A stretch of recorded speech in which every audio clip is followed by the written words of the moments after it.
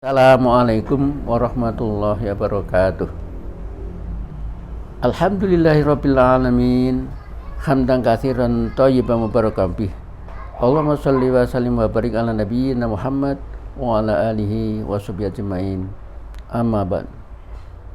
Pendengar yang budiman, alhamdulillah kita bersua kembali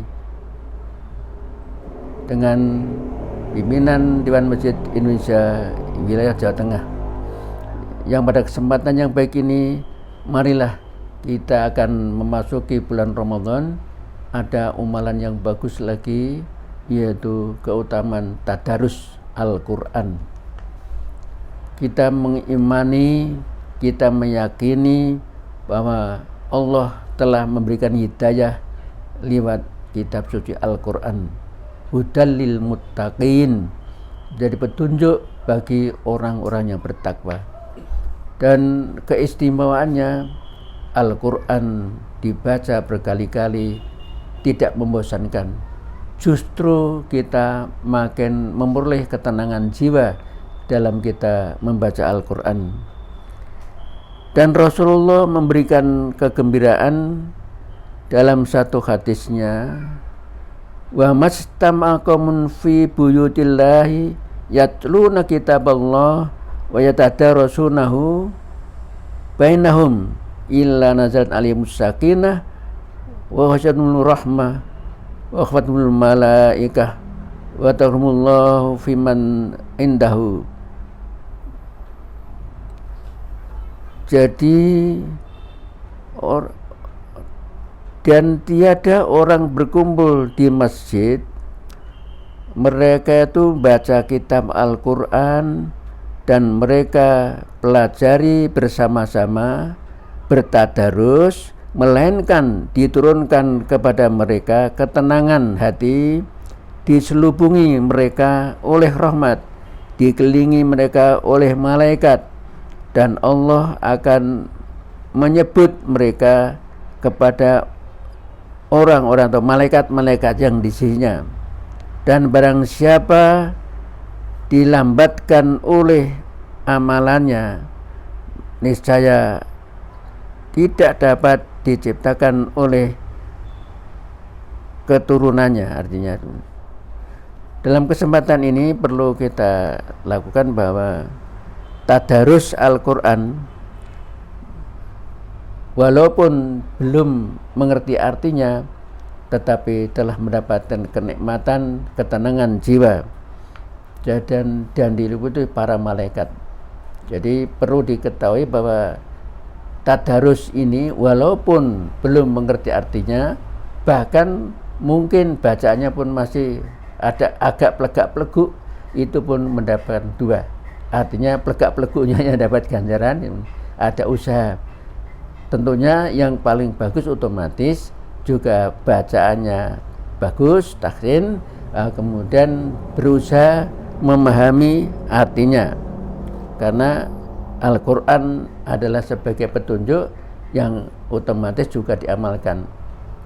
Karena itu suatu saat Siti Aisyah ditanya, bagaimana akhlak Al-Quran, akhlak Rasulullah? Aisyah jawab, akhlak Rasulullah ada Al-Quran, atau dikatakan Rasulullah itu adalah Al-Quran yang berjalan. Karena apa yang dilakukan oleh Rasulullah senantiasa berdasarkan petunjuk dalam Al-Quran. Oleh karena itu, mari kita menjelang Ramadan ini mempersiapkan diri. Jadi kita membaca tulisan Arabnya. Jadi jangan sampai dengan tulisan Latin, karena apa? Bisa juga makhrajnya tidak sesuai. Kemudian berusaha untuk mengartikan dengan bahasa yang bisa kita terima.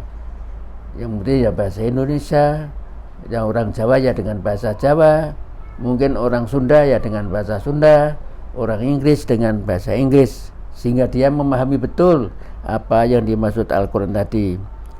Kemudian ketika menggali dan mentadaburi ayat demi ayat, mentadaburi, kita resapkan betul, kita perhatikan betul apa isi dari yang kita baca tadi. Kemudian yang keempat, memahami apa yang terkandung dalam ayat-ayat tersebut. Ya, kita pahami. Kalau kita sudah paham, maka apa yang kita lakukan? Kita berusaha untuk mengamalkan. Satu contoh ini yang sering kita sampaikan, wa qadha rabbuka alla ta'budu illa iyyah wa bil walidaini ihsana. Itu Allah memerintahkan jangan menyembah selain kepada Allah dan berbaktilah, berbuat baiklah kepada kedua orang tua.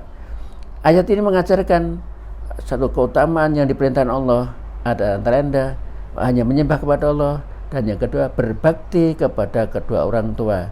Lah maka itu kalau berbakti pada orang tua bagaimana? Ya, kita bisa melayani, menghormati bagaimana kepada orang tua. Jangan sampai ada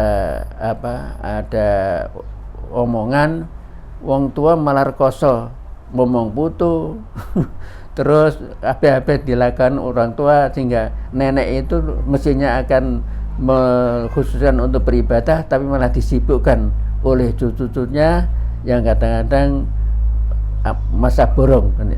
Tentunya ya tidak demikian, walaupun kita yakin nenek itu juga senang ngomong putu itu ya senang, tetapi satu hal juga akan mengurangi bagaimana nenek itu bisa mengerjakan kebaikan-kebaikan.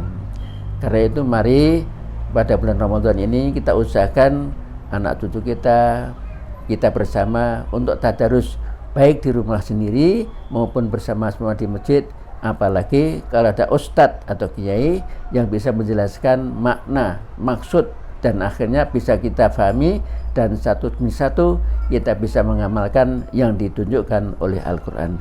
Terima kasih, selamat berpuasa, semoga Allah meridhai kita. Assalamualaikum warahmatullahi wabarakatuh.